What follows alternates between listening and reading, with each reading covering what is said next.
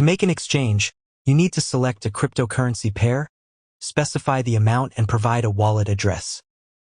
If the exchange is fixed, we will ask you to provide a wallet address for a refund. After clicking the Exchange button, our exchange will show you the deposit address. You can copy it using the button next to the address or scan the QR code. Don't forget to copy the exchange ID. Its help you will be able to contact our support team at any time. You need to transfer the exact amount in the chosen cryptocurrency and network to the unique deposit address. Depending on the speed of the blockchain, you will see a waiting for deposit confirmation status. This means that we have already detected your deposit and are waiting for the required number of network confirmations.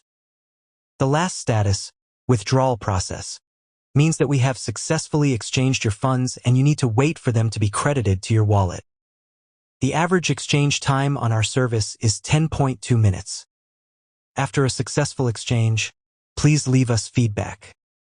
We always appreciate your feedback and want to improve.